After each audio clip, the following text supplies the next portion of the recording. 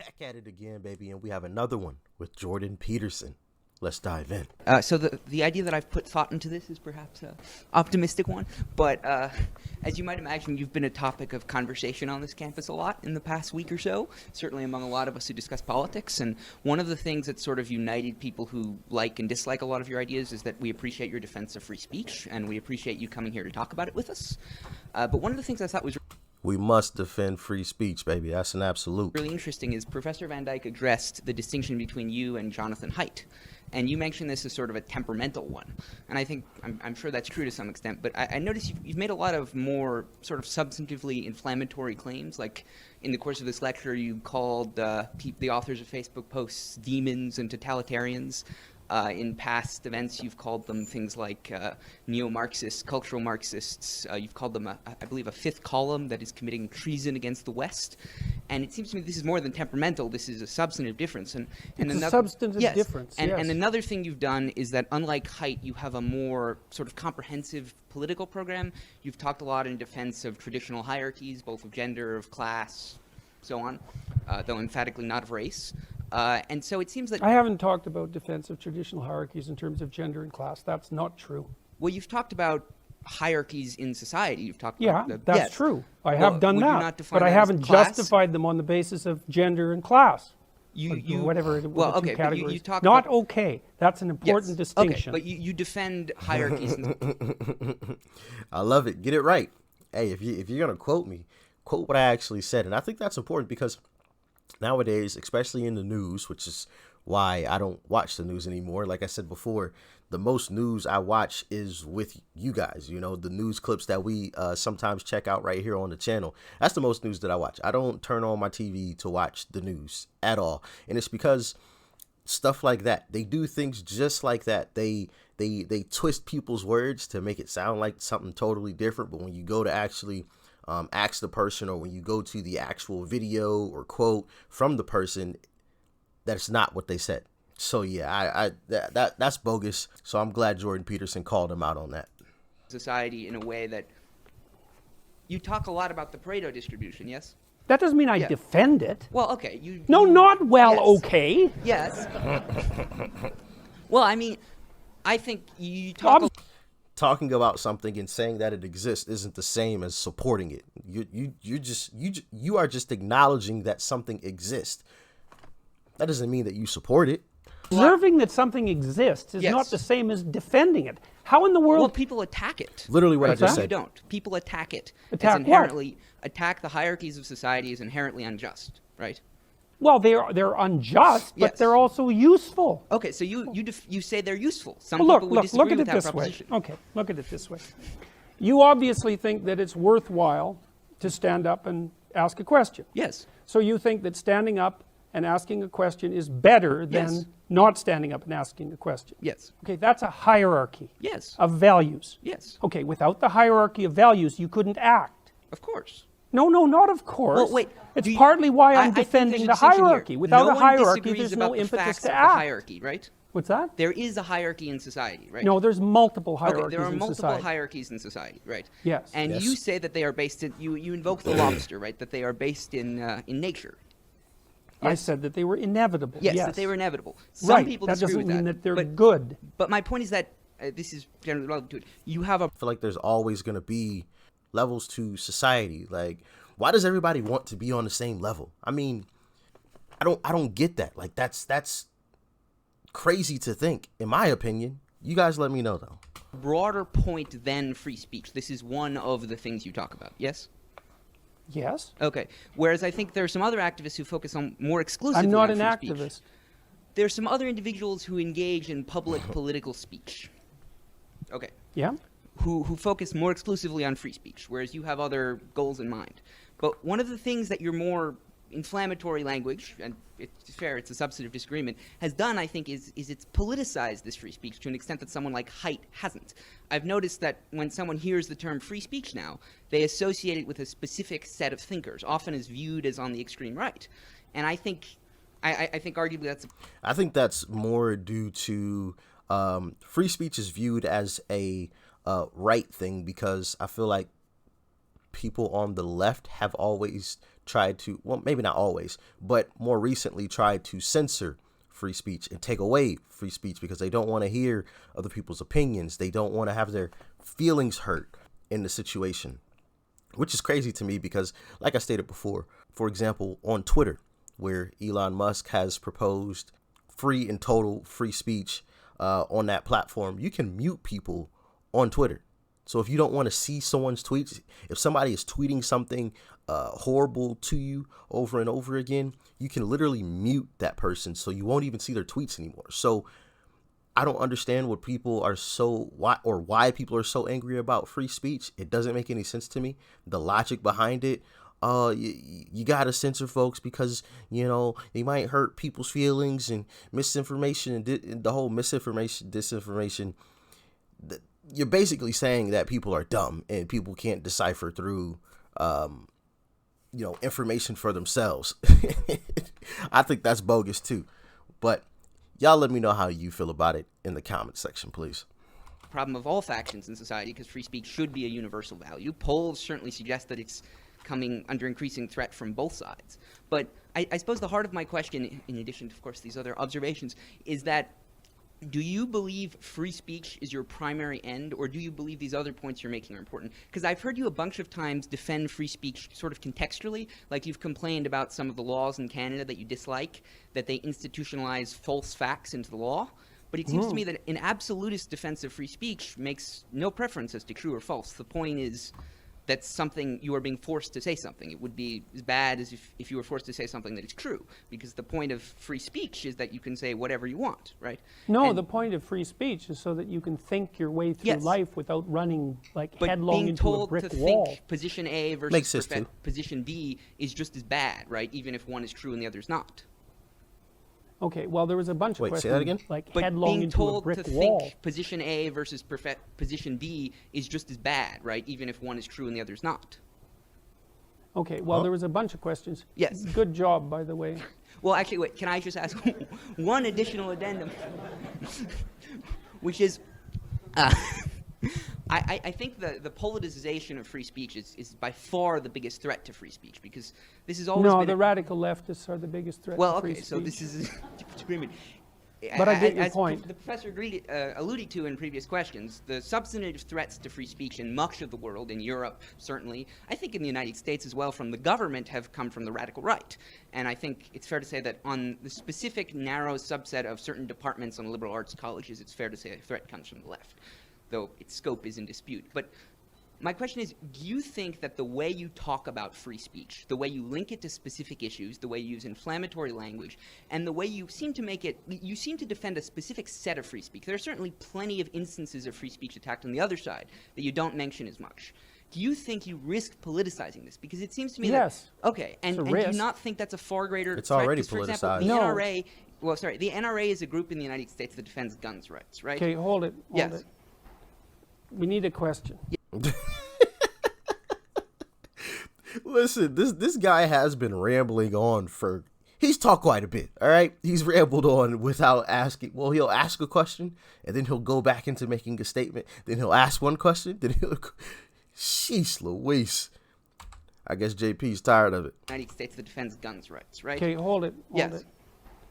We need a question. Yes. Okay. I mean, My like I question said, you're doing fine, you but think, it's just too much. Like, I can't keep it do straight. you think that your behavior risks politicizing it, and do you think that politicization is justified? I think my behavior risks politicizing it, yes. I would rather it not be politicized.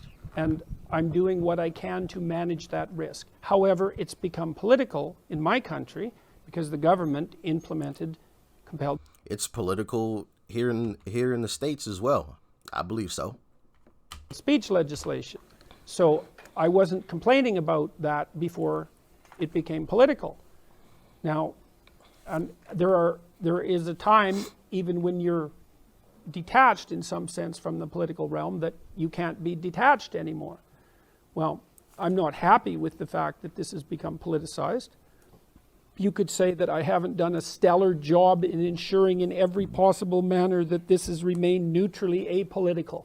Probably true, but I'm not particularly unhappy with the way things have gone so far. So, and I'm not happy with the radical left. And so if they're irritated at me, so much the better, as far as I'm concerned. So have I conducted myself perfectly? It's like, undoubtedly no. So I've got more than my fair share of faults, and a temper is one of them. But I'm muddling through. So now I know there's much more to say, but I have some questions from the audience, so I'd like to read those, and I'll try again just to divide up the time in the questions, hopefully as fairly as possible. So Professor Peterson, let's start with you. So this question says, you present your issue with Bill C-16 to be that the infringement of freedom of expression regarding gender pronouns is a problem. Do you hold the same stance with other discriminatory language in the Human Rights Code, such as being able to use racist terms with regard to students? And if you believe that one of these things is a violation but not the other one, why? I'm not sure I read that out all that well, but you get the idea. Okay, well, so one thing I would like to point out before I answer that, just so you all notice, is that I have in fact been denounced today. And what I am saying has in fact been described as hate propaganda. So one thing I'd like to suggest to you, every single person in the audience, you're next. So keep it in mind. All right, so with regards to the question, well, first of all, I don't think that these... Denounce. To pronounce, especially publicly, to be blameworthy or evil. Okay. In the audience, you're next. So keep it in mind. All right, so with regards to the question, well, first of all, I don't think that these issues are the same. I don't think they're the same at all. I mean, I've been thinking about the pronoun thing, because one of the things that people, it put me back on my heels for a while, because the claim was basically, well, it's something like, why doesn't the mean professor just play nice and respect people by using their pronouns? And it took me like 3 weeks to unpack that, because who gets questioned about pronoun use? I don't know why the hell I use the pronouns I use. I use them because they're part of the language. I use he and she because that's what everyone uses. And so then I had to think about, well, why do we in fact use pronouns? And we use them in part for the same reason that we use other categories, and that's to simplify the world for functional purposes, roughly speaking. But then I was thinking, well, is the use of he Wait, what did that say? So as to communicate the idea to others. Purposes, roughly speaking. But then I was thinking, well, is the use of he and she a mark of respect? And the answer to that is, well, no, it's not a mark of respect. It can't be a mark of respect. What you call 4 billion people can't be a mark of respect, right? It's a mark of basic categorization. And so then the claim comes up, well, if someone wants you to use a particular pronoun, then you're disrespecting them if you don't. It's like, okay, let's think that through a bit. Well, that assumes that when I'm using he or she for people in normal parlance, that I'm actually indicating my respect for them. And that's not true. It's like, if I don't know you, I classify you generically, and basically I classify you in terms of how you present yourself publicly. I suppose that's your... And how often do you use pronouns when you're talking to someone directly? Like, what? Most of the time, pronouns aren't even used when the person is there, so why would they even care? If I'm talking to you directly, I'm not going to say, yeah, what's going on, he? Or what's going on, she? Or what's going on, they? I'm going to say your name. That doesn't even make sense. Like, what? So the in the situations where you would, the person's not even present. So why does it matter? Or most of the time, the person's not present. They may be present and you're talking to somebody else. But if you're talking to somebody else, why does it matter? I don't know. I'm confused by the whole situation. Y'all, can somebody clarify it for me, please? I don't know what's going on. Your gender expression. And then I nail you with whatever pronoun seems to fit. It has nothing to do with respect. And besides that, you bloody well don't get to demand my respect. Why should you? I mean, it's not like I respect everyone. That's a foolish thing to do. You respect people who are respectable. You make value distinctions between Absolutely. people, and that doesn't mean you illegally discriminate against them. Those aren't the same thing. Yep. But I'm all for value judgments. If you don't buy value judgments, then why bother learning anything? Why bother doing anything? Why go from one point in your life to another if the next point isn't better in some manner? So don't tell me that I'm not respecting people when I don't use their gendered pronouns. And the other thing is, I don't buy this whole idea that the people who are putting this legislation forward are valid representatives of the trans community. That's what they say they are. We have mechanisms for deciding whether someone's a valid representative of a community, and that generally involves democratic voting. I've received at least 20 letters from transsexual people who are on my side, and by the way, 0 from others, believe it or not, who are perfectly happy with the idea of gendered pronouns. It's just they want to be the other one. Now, you can have a discussion about that, and there's lots of things to be said about it, but the idea that this community that's coming out and demanding these rights is somehow representative of this homogenous oppressed minority, I think is rubbish. Well, that leads us to our next question.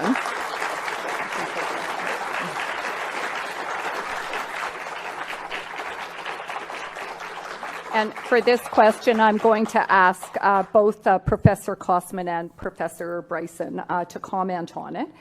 So one of the objectives of the transgender and queer rights movement is to enter into public conscience in a way. And this person asks, this can only occur through public conversation. Do you worry that it may not be possible to have thoughtful discussion if there is government restriction about this kind of speech? And do you worry that it would skew discussion in one direction or another? So perhaps Professor Kosman first, and then Professor Bryson. So I've spent a career being concerned about the way in which thoughtful discussion is often shut down. And I've been concerned about it on the right, I've been concerned about it on the left, and I've been concerned about it in the mushy middle. And I think that Professor Peterson has actually performed some of this today, insofar as he just said that he was denounced here today and that they're going to come for you next. So the thing is about speech is that everybody gets it. And you say something and you then get criticized. So Professor Peterson hasn't been denounced, some might want to, but he has been severely criticized. And that is actually what speech does. That is what speech does. I think that there is an important way to have public discussions around a whole range of issues. I would welcome a discussion on the role of hate speech provisions. I would welcome a discussion around the role of hate speech and its desirability, about whether the Supreme Court of Canada is right or not right in upholding its constitutionality. But I would like to have that debate with someone who is knowledgeable about the law.